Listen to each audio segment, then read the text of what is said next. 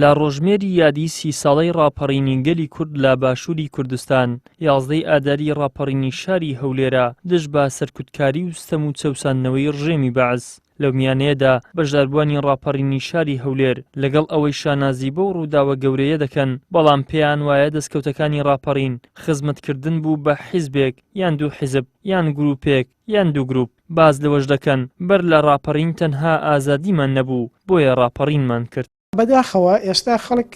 زۆر جار بەهۆی دەستکەوتی ڕاپەڕین و بەهۆی ئەو کوڕانی کە شەهید بوون و ئەوانە کە تەسحیاندا ئەوانت بوونە تەسحێ بۆ ئەهێنانی ئازادی بەڵام هەندێک ئێستا دەستیان بەسەر کۆمەڵێک بابرێن دام و دەستگا داگرتووە بۆ هەیە وەکو پێویست خەڵک لیان ڕازی نەبێت چونکە دابینکردنی موچە بۆ خەڵک زۆر گرینگە ینی پێویستە حکومەت هەوری بۆ بدات و بە خۆداچنەوە بکات و ئازادی ڕادەربڕین مەسەڵەن زۆر گرینگە حکومەت هەوری بۆ بدات بە پێی یاسا ڕێک بخرێت یعنی مافی ئازادی ڕادەربڕین هەبێت هیوادارین ئەوەی کە ئێستا هەیە زۆر باشتر بێت چونکە خەڵک ڕاپەڕینی کرد بۆ ئازادی و بۆ ئەوەی کە مافی پێشێل نەکرێت و بۆ ئەوەی نەکردێت جارێکی تر کەسێکی تر بێت لە سووری ئێمە بێتەوە ئەو دیکتاتۆری کە جەماوەری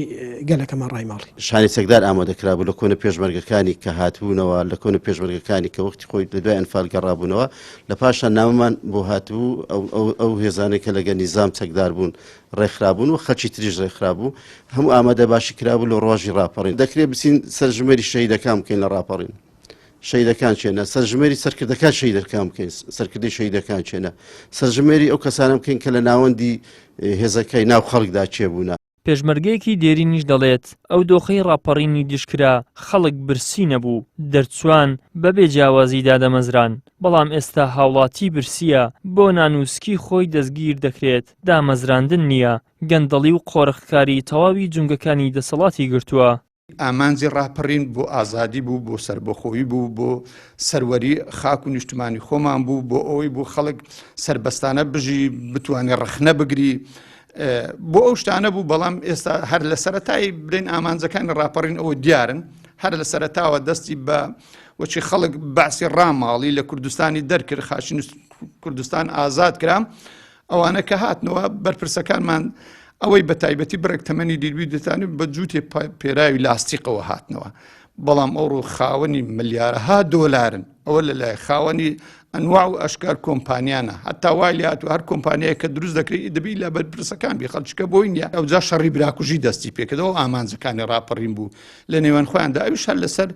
ئەوەی گومرجی خاڵە سنووریەکان بوو پێک نهاتن ئەو شەڕی براکوژی هەزاران ڕۆڵی ئەو میلەتیان بە کوشتندا چی کەمتر نەبوو لەو ڕۆڵە ئەو هەموو خەڵکەی کە بەدەستی بەعس کوژرا ئەوانش لە ناوە خۆیاندا بە کوشتنیاندا 30 ساڵ لەمەوبەر هاوڵاتیانی شاری هەولێریش وەک سەرجەم شار و شارۆچکەکانی دیکە ڕاپەڕین بەڵام ڕاپەڕین بە پێچەوانەی ئەوەی چاوەڕوان دەکرا هەژاری و نەبوونی و هەلی کار و سەرکوتکردنی ئازادیەکانی بە دوای خۆی داهێنا. ئیدریس محەممەد کەناڵی ئاسمانی پەیام هەولێر.